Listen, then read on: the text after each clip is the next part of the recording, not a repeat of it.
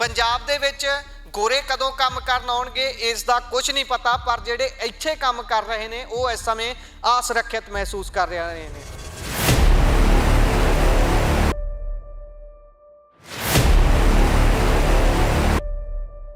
डडियाणा कलां पिंड दा सरपंच संदीप कुमार चीना, जिसका गोलियां मार के उसकी ही जगह दे विच कतल कर दिता जाता है। ये जगह जिथे वो अपना कारोबार करते सन।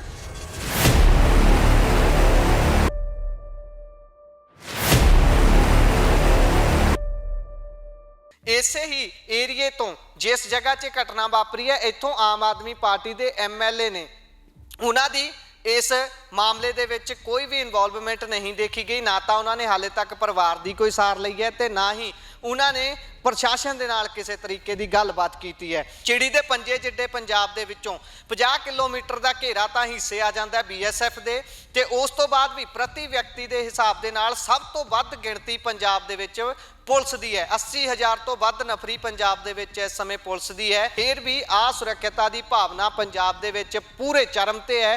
हर पासे हाहाकार मची हुई है। आए दिन किते ना कितों इहो जी मंदभागी खबर आ जाती है जिसनों देख के रूह कंब जाती है, पर सरकार के कन्न ते ना तो जूं सरकती है, ना ही सरकार इन्हां चीज़ों वाल कोई अपनी रुचि दिखाउण दे विच यतन करती है। सवाल सरकारां तो है कि की इहो जे हालातां दे विच कोई इंडस्ट्री लैके अपनी पंजाब दे विच आऊगा, कि पंजाब दे विच गोरे काम करन आउणगे।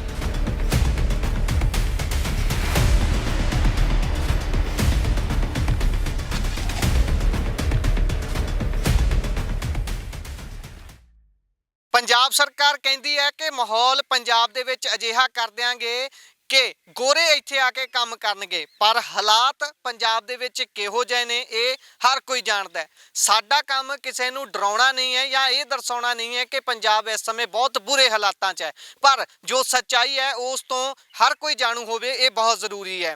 पंजाब दे विच गोरे कदों काम करन आउणगे इस दा कुछ नहीं पता, पर जिहड़े इत्थे काम कर रहे ने वो इस समय असुरक्षित महसूस कर रहे हैं। असीं इस समय हुशियारपुर जिले के पिंड दसड़का च खड़े हाँ। दसड़का के नज़दीक पिंड डडियाणा कलां दा सरपंच सिरकट सरपंच जिहड़ा पिछले 10 सालों तो अपने पिंड च सरपंची कर रहा सी, उस दी ये जगह है, उसका डंप है जिथे उसका कारोबार चलता है। इट्टां ये टाइलां बनाईयां जांदियां ने। इधर वड्डी गिणती दे विच उसदे नाल मजदूर जिहड़े काम करदे सी, कई परिवारां दी रोटी उसदे घरों चलदी सी, पर उस नूं गोलियां मार के चढ़ते दिन करीब 9:30 बजे आके 3 व्यक्ति गोलियां मार जाते हैं, मौके तो फरार हो जाते हैं। तो पुलिस लगातार समय ते समा परिवार कोलों मंग रही है कि असी कार्रवाई करांगे, असी उन्हां व्यक्तियों तक पहुँचण वाले हैं जिन्हां ने यह सारा कुछ किया है। पर पुलिस कदों पहुँचती है नहीं पहुँचती है इसका हाले तक कुछ नहीं पता। पर जिहड़ी गल कही जाती है कि पंजाब बहुत सुरक्षित है, पंजाब दे विच बाहरों लोग इंडस्ट्री लैके इत्थे आउणगे, बहुत वड्डियां गल्लां सरकार दे वल्लों कीतियां जांदियां ने कि MOU साइन किए जा रहे हैं, वड्डियां वड्डियां इंडस्ट्रियां लगन वालियां ने।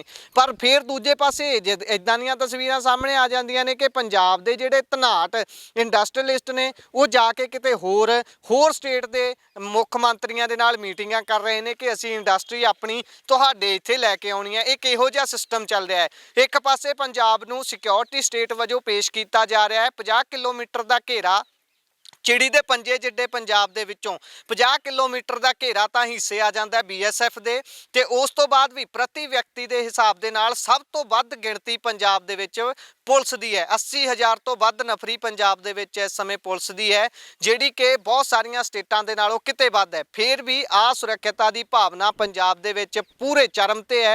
हर पासे हाहाकार मची हुई है। आए दिन किते ना कितों इहो जी मंदभागी खबर आ जाती है जिसनों देख के रूह कंब जाती है, पर सरकार के कन्न ते ना तो जूं सरकती है, ना ही सरकार इन्हां चीज़ों वाल कोई अपनी रुचि दिखाउण दे विच यतन करती है।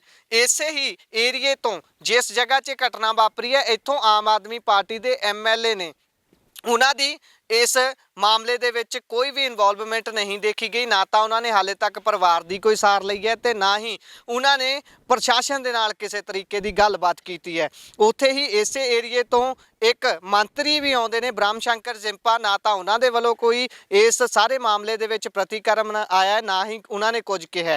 पर यह वड्डी इंडस्ट्री जिहड़ी लगी हुई सी, एक कारोबार ਪਰਿਵਾਰ ਦੇ ਵੱਲੋਂ, ਇੱਕ ਵਿਅਕਤੀ ਦੇ ਵੱਲੋਂ, ਇੱਕ ਸਰਪੰਚ ਦੇ ਵੱਲੋਂ ਆਪਣੇ ਪਰਿਵਾਰ ਲਈ, ਆਪਣੇ ਸਮਾਜ ਲਈ ਲਾਇਆ ਗਿਆ ਸੀ, ਉਹ ਸੁੰਨਾ ਹੋ ਚੁੱਕਿਆ ਹੈ। ਬੜੀ ਬੇਰਹਿਮੀ ਦੇ ਨਾਲ ਕਤਲ ਕਰ ਦਿੱਤਾ ਗਿਆ ਹੈ। ਸਵਾਲ ਸਰਕਾਰਾਂ ਤੋਂ ਹੈ ਕਿ ਕੀ ਇਹੋ ਜਿਹੇ ਹਾਲਾਤਾਂ ਦੇ ਵਿੱਚ ਕੋਈ ਇੰਡਸਟਰੀ ਲੈ ਕੇ ਆਪਣੀ ਪੰਜਾਬ ਦੇ ਵਿੱਚ ਆਊਗਾ? ਕੀ ਪੰਜਾਬ ਦੇ ਵਿੱਚ ਗੋਰੇ ਕੰਮ ਕਰਨ ਆਉਣਗੇ? ਕਦੋਂ ਆਉਣਗੇ ਤੇ ਕਿੱਦਾਂ ਦੀ ਉਹਨਾਂ ਨੂੰ ਸਿਕਿਉਰਿਟੀ ਮਿਲੂਗੀ? ਸਮਾਂ ਬਿਆਨ ਕਰੂਗਾ। ਪਰ ਸਵਾਲ ਵੱਡੇ ਨੇ। ਇਹਨਾਂ ਸਵਾਲਾਂ ਦੇ ਜਵਾਬਾਂ ਦੀ ਆਸ ਸਭ ਨੂੰ ਕਰਨੀ ਚਾਹੀਦੀ ਹੈ। ਹਰ ਇੱਕ ਪੰਜਾਬੀ ਨੂੰ ਇਸ ਤੇ ਸਿਰ ਕੱਢ ਕੇ ਜਵਾਬ ਮੰਗਣਾ ਚਾਹੀਦਾ ਹੈ ਸਰਕਾਰ ਦੇ ਕੋਲੋਂ। ਜੁੜੇ ਰਹੋ ਪੰਜਾਬੀ ਰੇਡੀਓ USA ਦੇ ਨਾਲ। ਧੰਨਵਾਦ। ਸਤਿ ਸ਼੍ਰੀ ਅਕਾਲ।